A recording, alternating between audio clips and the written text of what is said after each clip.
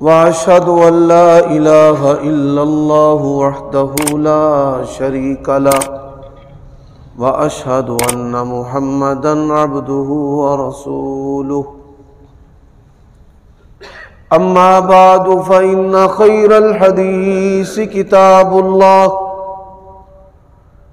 وخير الهدي هدي محمد صلى الله عليه وآله وسلم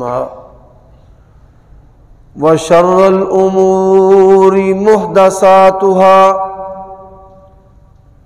وكل محدثة بدعة وكل بدعة ضلالة وكل ضلالة في النار. اللهم صل وسلم على نبينا محمد وبارك وسلم وصل عليه. أعوذ بالله من الشيطان الرجيم. ما كان محمد أبا أحد من رجالكم ولكن رسول الله وخاتم النبيين وكان الله بكل شيء عليما. وقال النبي صلى الله عليه وسلم إن لي 5 أسماء أنا محمد أنا أحمد أنا الماهي الذي يمحو الله بي الكفر أنا الحاشر الذي يحشر الناس على قدمي وأنا العاقب الذي ليس بعده نبی. عیوب اور نقائص سے منزہ و پاکیزہ تمام قسم کی حمد و ثنا اللہ وحدہ لا شریک لہ کے لیے، اور درود و سلام شفیع للمذنبین خاتم النبیین رسول کریم رؤوف الرحیم صلی اللہ علیہ وآلہ وسلم کی ذات اقدس پر. سامعین محترم، گزشتہ خطبات جمعہ سے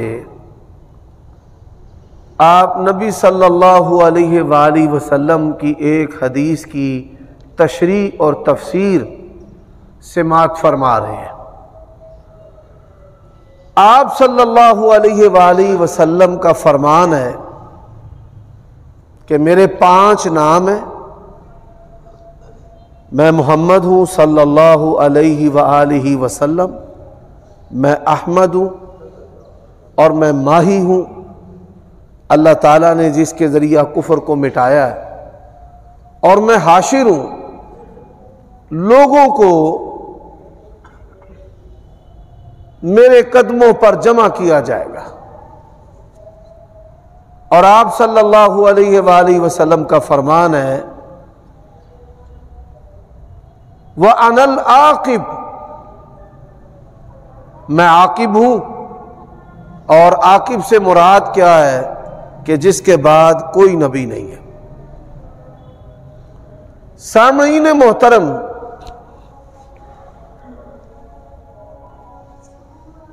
دین اسلام کا بنیادی جو عقیدہ ہے وہ نبی علیہ الصلاۃ والسلام کی ختم نبوت کا ہے. ختم نبوت سے کیا مراد ہے کہ اللہ تبارک و تعالی نے نبوت اور رسالت کا جو سلسلہ ہے وہ نبی علیہ الصلاۃ والسلام پر ختم کر دیا ہے. اور یہ جو معنی میں نے آپ کے سامنے بیان کیا ہے یہ نبی علیہ الصلاۃ والسلام کا فرمان ہے، انقطعت النبوۃ والرسالۃ من بعدی. اللہ تبارک و تعالی نے میرے بعد نبوت اور رسالت کا جو دروازہ ہے وہ بند کر دیا ہے، نبوت اور رسالت جو ہے وہ منقطع ہو گئی ہے۔ دوسری بات،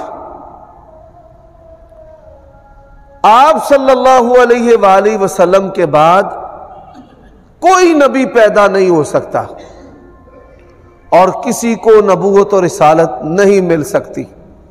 انقطع الوحی، اللہ تعالیٰ نے اچھی خوابوں، جن خوابوں کے ذریعہ وہ اپنے بندوں کی رہنمائی کرتا ہے، اس کے علاوہ وحی کو بند کر دیا ہے۔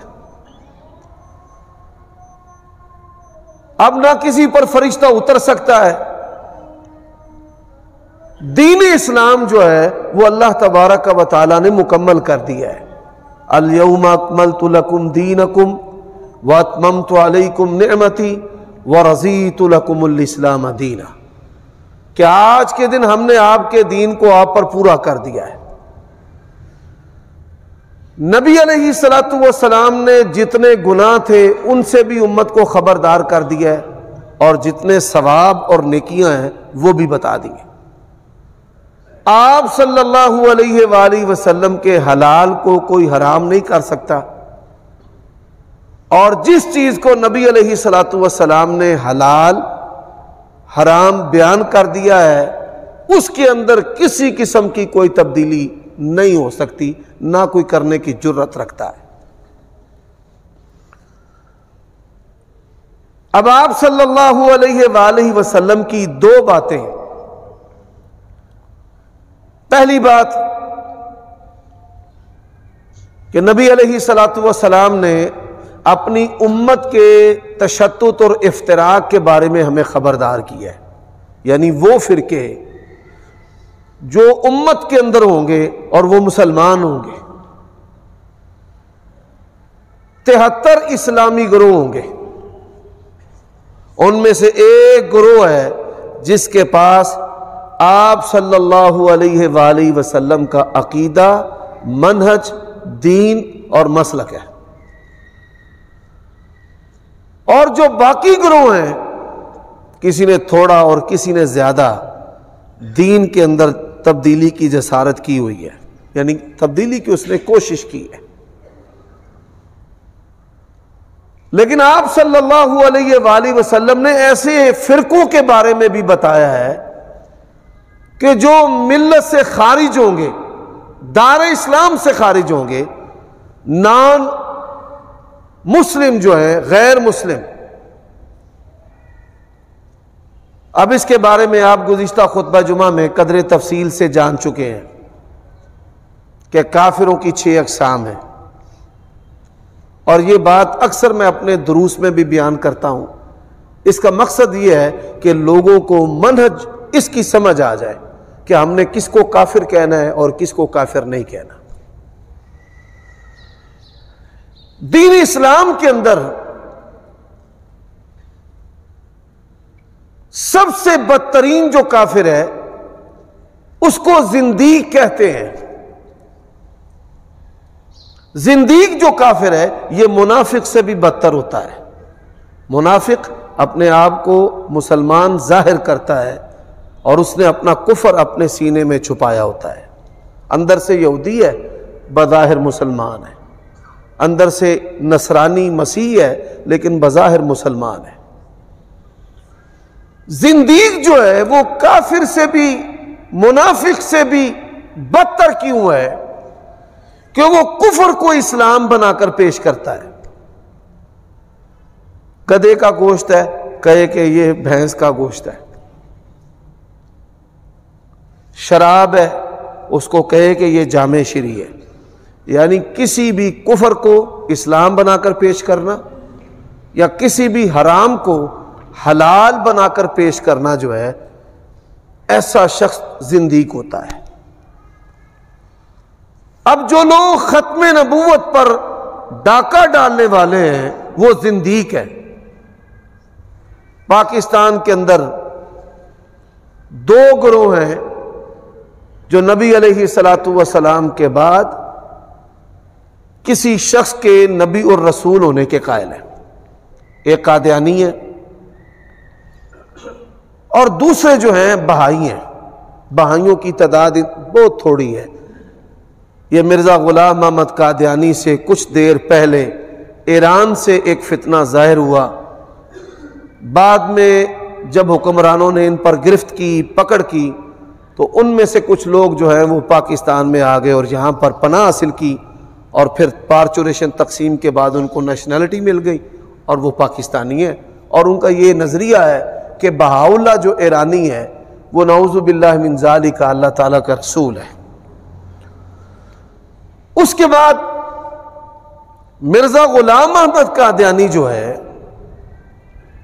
اس نے انگریزوں کی سرپرستی میں نبوت اور رسالت کا دعویٰ کیا،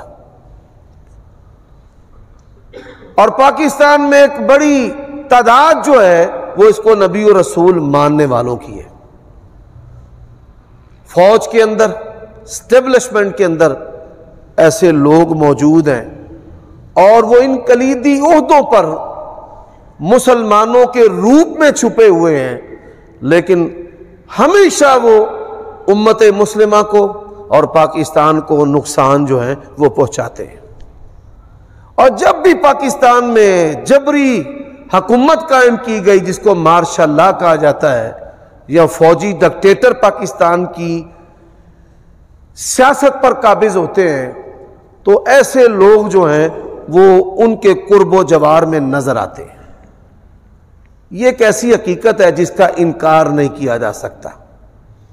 سامعین محترم، جب سے یہ شیطانی قوت دنیا میں ظاہر ہوئی ہے، تب سے لے کر آج تک یہ اپنے تمام وسائل کے ساتھ، لاؤ لشکر کے ساتھ، اپنی قوتوں کے ساتھ امت مسلمہ اور جو مسلمان ممالک ہیں ان کے خلاف ریشہ دوانیاں کرتے ہوئے نظر آتے ہیں.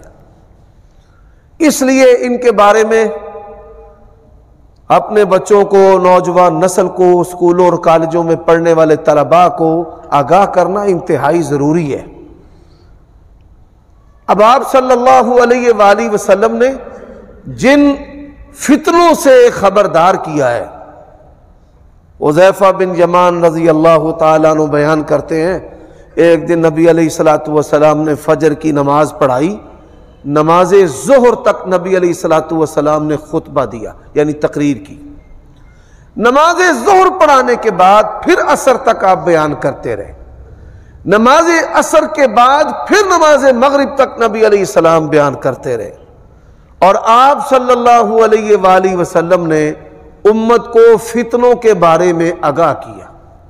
بلکہ حضرت حذیفہ رضی اللہ تعالی عنہ بیان کرتے ہیں کہ لوگ نبی کریم صلی اللہ علیہ وآلہ وسلم سے فتنوں کے بارے میں نہیں پوچھتے تھے، خیر کے بارے میں پوچھتے تھے، اپنی دنیا، اپنے معاملات، اپنے مسائل کے بارے میں پوچھتے تھے.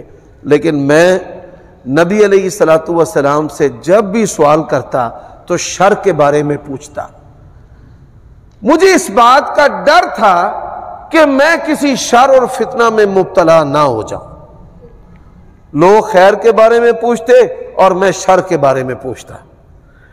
اب نبی صلی اللہ علیہ وآلہ وسلم نے اپنے بعد امت کی فرقہ واریت کے بارے میں بھی آگاہ کیا، اور جو حق والی جماعت ہے اس کی صفات بھی بیان کی. اب وہاں آپ صلی اللہ علیہ وآلہ وسلم نے ایسے فتنوں کے بارے میں بھی آگاہ کیا ہے کہ جو امت کے لیے ایک چیلنج کی حیثیت رکھتے ہیں، اور انسان اللہ تبارک و تعالیٰ کی توفیق کے بغیر ان کے شر سے بچ نہیں سکتا. رسول اللہ صلی اللہ علیہ وآلہ وسلم نے فرمایا کہ ہر نبی نے اپنی امت کو دجال کے فتنے سے ڈرایا ہے، اور میں بھی تمہیں آگاہ کرتا ہوں. رسول اللہ صلی اللہ علیہ وآلہ وسلم فرماتے ہیں کہ دجال جو ہے وہ لوگوں کو زندہ کرے گا اور مارے گا. جو صاحب ایمان ہے دجال اسے پوچھے گا کیا مجھے اپنا رب مانتا ہے؟ وہ کہے گا نہیں، میں تو تجھے رب نہیں مانتا۔ وہ کچھ لوگوں کو زندہ کرے گا، مارے گا، بارشیں برسائے گا، کہے گا یہ دیکھو یہ کام تو رب کرتا ہے۔ تو وہ صاحب ایمان کہے گا کہ میں بصیرت پر کہتا ہوں، دلائل پر کہتا ہوں، ہمارے پیارے نبی نے ہمیں اس سے آگاہ کیا ہے، تو دجال ہے۔ نبی علیہ الصلوۃ والسلام نے فرمایا پھر اس مومن آدمی کو دجال مارنے کی کوشش کرے گا تو دجال جو ہے وہ کامیاب نہیں ہو سکے گا، وہ بچ جائے گا اس سے۔ یہاں پر دو باتیں میں عرض کرنا چاہتا ہوں۔ جب کوئی فتنہ آتا ہے، سیاسی فتنہ آتا ہے، تو انقلاب کی صورت میں آتا ہے۔ سیاسی فتنہ آتا ہے تو انقلاب کی صورت میں آتا ہے، اور آج کل ہمارا ملک اسی سیاسی فتنے کی لپیٹ کے اندر ہے کہ پہلوں نے کچھ نہیں کیا، لوٹا ہے، اور ہم بڑے دیانتدار فرشتے ایمانتدار بندے ہیں، اور ہم پاکستان کو جو ہیں وہ اس بھمر سے اور دلدل سے باہر نکال کر اقوام عالم کے برابر لا کر کے کھڑا کریں گے۔ یہ ان کی اچھی باتیں تھیں، لیکن مرض بڑھتا گیا جو دعا کی۔ جب کوئی فتنہ آتا ہے، علماء جو ہیں وہ اس کو فوراً پہچان جاتے ہیں، اور جب وہ فتنہ جاتا ہے تو پھر عوام پہچان جاتے ہیں۔ یہی وجہ ہے کہ فتنہ لانے والے لوگ سب سے پہلے علماء کے بارے میں نفرت پھیلاتے ہیں کہ مولوی اچھے نہیں ہیں۔ میں یہ سمجھتا ہوں کہ مولوی انسان ہیں اور ان میں کوتاہیاں ہیں، آپ بھی یہ جانتے ہیں، لیکن مجموعی طور پر علماء کو برا کہنا یہ کفر ہے۔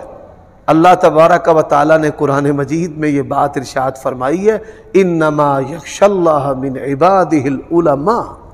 اللہ تعالیٰ سے جو ڈرنے والے ہیں، حقیقی طور پر اللہ سے ڈرنے والے وہ علماء ہیں، بایو فزکس کیمسٹری میتھمیٹک سیاستدان نہیں۔ فرمایا انما یخشی اللہ من عبادہ العلماء۔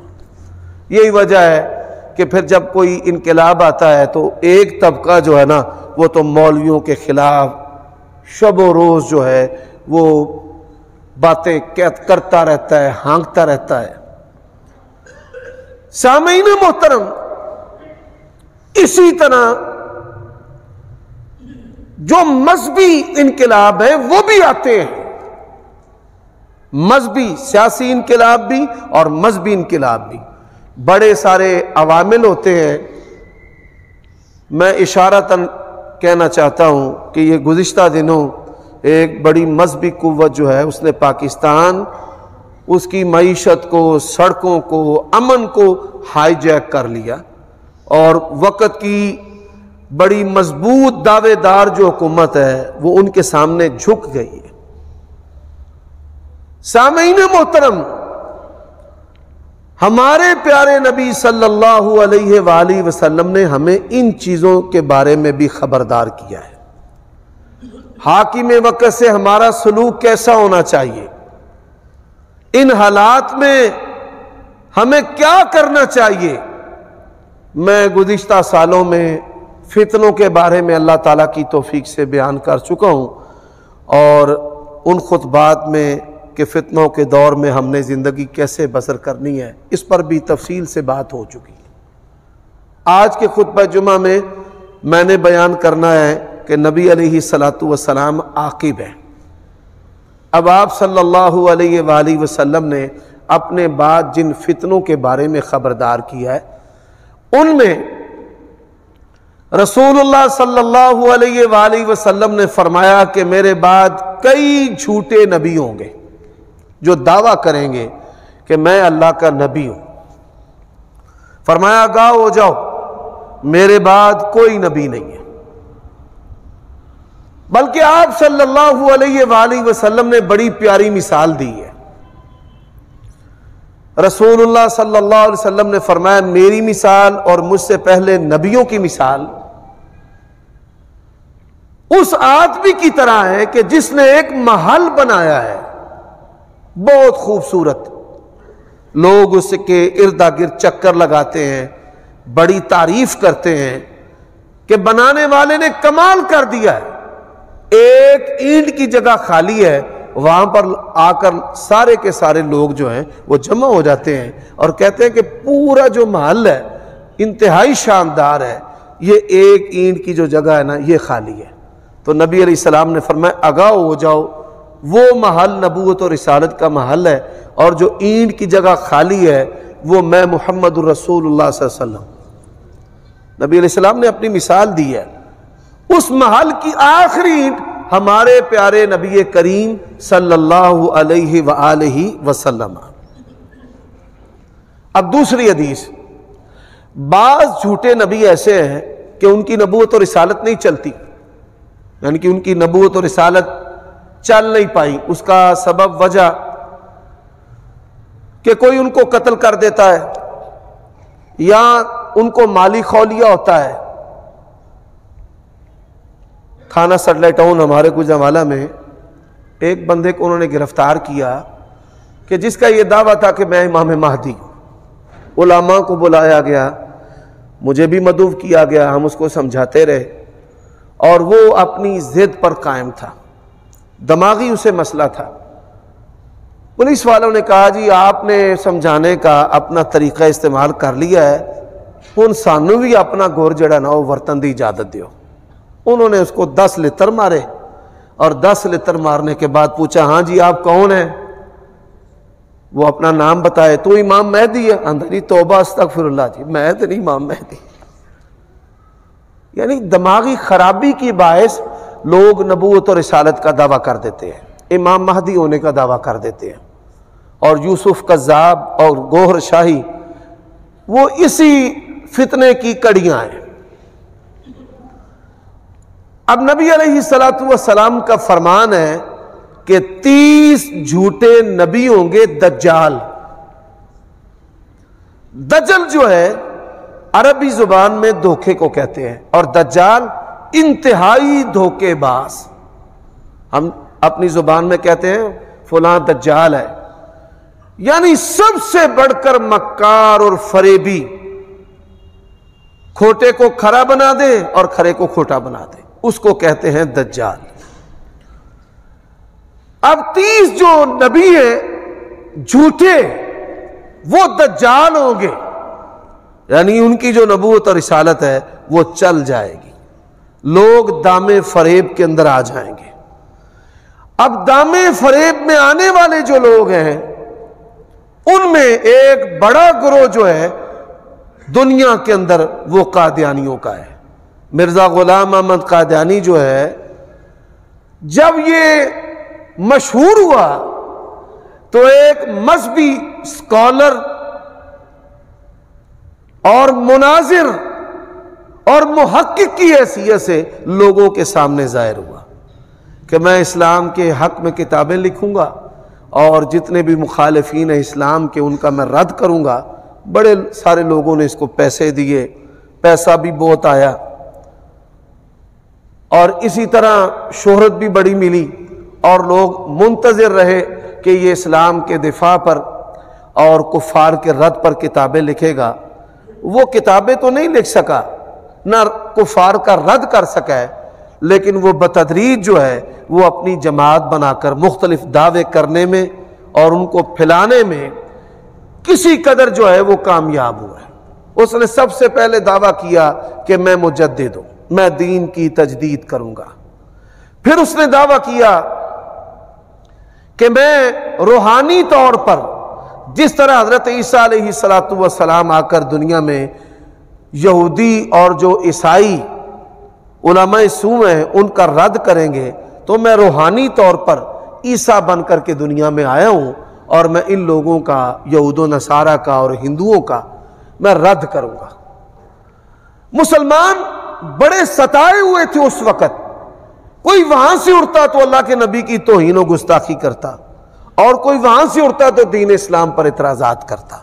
ان حالات میں اس کو انگریز نے اپنی سرپرستی میں فروغ دیا، اور اس میں بڑے سارے مذہبی ایسے لوگ کہ جو دور اندیشی کے حامل نہیں ہوتے، بصیرت کے حامل نہیں ہوتے، ان کا حصہ بھی شامل ہے۔ تو پھر اس نے دعویٰ کیا کہ میں امام مہدی ہوں، اور پھر نعوذ باللہ من ذالک کہ میں نبی ہوں، اور پھر دعویٰ کیا کہ میں رسول ہوں، اور پھر دعویٰ کیا کہ جس نے نعوذ باللہ محمد صلی اللہ علیہ وسلم کو دیکھنا ہے وہ مجھے دیکھ لے، ونعوذ باللہ من ذالک۔ سامعین محترم، اب آپ صلی اللہ علیہ وآلہ وسلم آپ نے خبردار کیا کہ دجال ہوں گے، جھوٹے نبی جو دعوی نبوت کریں گے۔ میں ایک مثال آپ کے سامنے پیش کرنے لگا ہوں۔ رسول اللہ صلی اللہ علیہ وآلہ وسلم کے پاس یمامہ کا جو نمبردار تھا، چودھری سردار، مسیلمہ نام تھا اس کا، مسیلمہ، وہ آیا۔ نبی علیہ السلام آپ کی شخصیت کو، اوصاف کو جب اس نے دیکھا تو اس کا دماغ خراب ہو گیا۔ وہ کیسے؟ اس نے دنیا کے بڑے بادشاہوں کو دیکھا تھا۔ نبی علیہ السلام کو اللہ تعالیٰ نے جو شان عطا کی ہے، دنیا کے کسی بادشاہ کو وہ شان نہیں ملی۔ وہ شاعر نے کہا ہے پنجابی زبان میں، وضو قطرے ٹگن تے پج پج کے پکڑن، میں پیار نال مل دے رخساراں نو ڈٹھا۔ اس نے کہا ہے کہ یہ کیسے ماننے والے ہیں، وضو کے قطرات زمین پر نہیں گرنے دیتے، آپ کے لعاب مبارک کو زمین پر نہیں گرنے دیتے، آپ کے جو بال مبارک ہیں اس کو محفوظ کر لیتے ہیں، اتنی والہانہ آپ سے محبت کرتے ہیں، دنیا میں نے ان جیسے لوگوں کو نہیں دیکھا۔ نبی علیہ السلام سے کہنے لگا کہ میں یمامہ سے ہوں اور وہاں پانی میٹھا ہے، بڑے فصلیں ہیں، باغات ہیں، لوگ بڑے جنگجو اور متمول ہیں، تو مجھے آپ اپنے بعد جانشین بنا لیں، یعنی مجھے آپ اپنا خلیفہ بنا لیں۔ آپ صلی اللہ علیہ وآلہ وسلم کے ہاتھ میں کھجور کی ٹہنی تھی۔ رسول اللہ صلی اللہ علیہ وآلہ وسلم نے فرمایا کہ تو مجھ سے میرے بعد جانشینی مانگتا ہے، میں تجھے یہ کھجور کی ٹہنی بھی دینے کے لیے تیار نہیں۔ اپنے علاقے میں چلا گیا۔ صحابہ کرام اور نبی کریم صلی اللہ علیہ وسلم کی جو محبت ہے، جو وابستگی ہے، جو صحابہ کرام کا ادب تھا، وہ اسے بڑا پریشان کرتا تھا۔ اس نے دعوی نبوت اور رسالت کر دیا کہ میں بھی نبی اور رسول ہوں۔ اس کی پھر جرأت دیکھیے، اس نے آپ صلی اللہ علیہ وآلہ وسلم کے پاس ایلچی بھیجا۔ یہاں پر کچھ لوگ ہیں نا جو کہتے ہیں کہ سفیر کو نکالو، ان کا یہ مطالبہ بھی اللہ تعالیٰ کی شریعت کی روشنی میں درست نہیں ہے۔ یہی وجہ ہے کہ اس مکتبہ فکر کے دیگر علماء نے اور جماعتوں نے بھی ان کا ساتھ نہیں دیا۔ ذرا غور کیجیے گا اس بات پر۔ آپ صلی اللہ علیہ وآلہ وسلم کے پاس سفیر آیا مسلمہ کا۔ اس نے کہا ہم گواہی دیتے ہیں آپ اللہ کے سچے رسول ہیں، آپ گواہی دیں کہ مسلمہ بھی اللہ کا رسول ہے۔ اللہ اکبر۔ صحابہ کرام کہتے ہیں اللہ کے نبی سے بڑھ کر نہ کوئی صبر والا، نہ حلم والا، نہ بردبار، نہ دشمن کے ساتھ آپ صلی اللہ علیہ وآلہ وسلم سے بڑھ کر کوئی مہربان۔ سمامہ رضی اللہ تعالی عنہ گندم فروخت کرتے تھے، سپلائی کرتے تھے، بڑے نامور سردار تھے۔ گرفتار کیا صحابہ کرام نے، رسیوں کے ساتھ باندھ دیا اس کو۔ نبی علیہ السلام آپ بڑی نرمی سے بات کریں، وہ بڑی تلخی سے بات کریں۔ یہ بات یاد رکھنا، کوئی بڑا آدمی قوت کے باوجود آپ کے ساتھ حسن سلوک کرے یا آپ کی منفی باتوں کا جواب منفی صورت میں نہ دے، تو یہ اس کے اعلیٰ کردار اور اعلیٰ اخلاق کی علامت اور نشانی ہے کہ اللہ تبارک و تعالیٰ کے ہاتھ میں اس کی پیشانی ہے، اس کی زبان سے اللہ کی رضا کی بات نکلتی ہے، اور اس کے ہاتھ سے اللہ تعالیٰ کی مرضی کا عمل سرزد ہوتا ہے، یہ نہیں کہ انسان جانوروں کی طرح زندگی جو ہے وہ بسر کرے۔ تو کون سی چیز نے اس کو مسلمان کیا؟ نبی علیہ الصلوۃ والسلام نے اس کو چھوڑ دیا۔ ایک بات نے اس کو مسلمان کیا کہ قوت میں بھی ہے، حاکم بھی ہے، سپاہی بھی ہیں، ہتھیار بھی ہیں، مجھے قتل کرنا چاہتے تو قتل کر سکتے تھے، میں ان سے سختی کرتا رہا وہ نرمی برتے رہے، میں بدخلقی کرتا رہا آپ اخلاق سے پیش آتے رہے، اور یہی وہ چیز تھی متاثر کرنے والی۔ اس بات نے کہ آپ نے مجھے زنجیروں سے کھول تو دیا ہے لیکن اپنے اخلاق کی زنجیروں میں مجھے جکڑ لیا ہے، اور وہ نبی علیہ الصلوۃ والسلام کے پاس واپس آ گیا اور مسلمان ہو گیا۔ اب ہمارے پیارے نبی صلی اللہ علیہ وآلہ وسلم کی شخصیت ایسی ہے، اللہ نے کہا وَإِنَّكَ لَعَلَىٰ خُلُقٍ عَظِيمٍ، آپ عظیم اخلاق کے مالک ہیں۔ اب جب مسلمہ کا ایلچی آیا، مسلمہ کا ایلچی اس نے کہا جی ہم گواہی دیتے ہیں آپ اللہ کے رسول ہیں، آپ گواہی دیں کہ مسلمہ بھی اللہ کا رسول ہے۔ نبی صلی اللہ علیہ وآلہ وسلم اتنے غصے میں آ گئے، صحابہ کرام کہتے ہیں کہ آپ کے جو رخسار مبارک ہیں جیسے ان پر انار نچوڑا گیا ہے، غصے سے انہوں نے دہکنا شروع کر دیا، سرخ رخسار، اور آپ نے اپنی تلوار جو ہے اس کو نیام میں سے باہر نکال لیا اور کہا اگر دنیا کا دستور نہ ہوتا کہ ایلچی کو قتل نہ کیا جائے لَضَرَبْتُ عُنُقَكَ، میں محمد الرسول اللہ اپنے ہاتھ کے ساتھ تیری گردن تیرے تن سے جدا کر دیتا۔ تیری اتنی جرت کیسے ہے؟ آپ صلی اللہ علیہ وآلہ وسلم بیمار ہو گئے، اس بیماری کے ساتھ کہ جس بیماری میں آپ اپنے رب سے جا ملے ہیں، یعنی یہ 11 ہجری کے ابتدا کی بات ہے۔ نبی علیہ السلام جوانوں میں سے جو جنگجو جوان تھے ان میں سے حضرت اسامہ بن زید رضی اللہ تعالی عنہ سے بڑی محبت کرتے تھے۔ احب الرجال الی رسول اللہ صلی اللہ علیہ وسلم، جوانوں میں سے نبی علیہ السلام کے بڑے محبوب حضرت اسامہ رضی اللہ تعالی عنہ، تو نبی علیہ السلام نے ان کی قیادت میں ایک فوجی دستہ بھیجا کہ جاؤ جا کر جو مسلمہ ہے، مسلمہ کذاب، اس کی گردن اتارو، قتل کرو اس کو۔ سامعین محترم، آپ یہ سن کر حیران ہوں گے کہ 23 سالہ دور نبوت اور رسالت میں جتنی بھی جنگیں ہوئی ہیں، بدر، احد بڑی نامور جنگیں ہیں، خندق جو جنگ احزاب ہے وہ بھی بڑی نامور ہے، جتنی بھی جنگیں ہوئی ہیں ان تمام جنگوں میں مسلمان جو صحابہ کرام شہید ہوئے ہیں، بعض علماء نے شہداء صحابہ کرام پر کتابیں لکھی ہیں کہ کون کون سے صحابہ کرام نبی علیہ السلام کے دور میں شہید ہوئے اور کتنے ہوئے۔ بعض نے 200 کی تعداد لکھی ہے، زیادہ سے زیادہ عہد نبوی کے اندر شہید ہونے والے جو صحابہ کرام ہیں ان کی تعداد 400 ہے۔ اور مسلمہ کذاب کے ساتھ جو ختم نبوت کے دفاع پر لڑائی ہوئی ہے، آپ یہ سن کر حیران ہوں گے کہ نبی علیہ السلام کی وفات کے بعد حضرت ابوبکر صدیق کے دور میں یہ لڑائی ہوئی ہے، اور اسامہ بن زید رضی اللہ تعالیٰ عنہ کی قیادت میں یہ لڑائی ہوئی ہے۔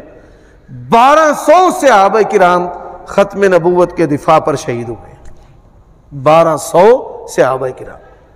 یہ اس بات کی دلیل ہے کہ دین اسلام کے اندر انتہائی اہم عقیدہ جو ہے وہ نبی علیہ السلام کی ختم نبوت ہے، کہ جس کے لیے ہمارے پیارے نبی خود جذباتی ہوئے، جس کے لیے محبوب چیزوں کی قربانی دینا پڑے گی، اور جس کے لیے صحابہ کرام نے سب سے بڑھ کر اپنی جانوں کا نذرانہ پیش کیا ہے۔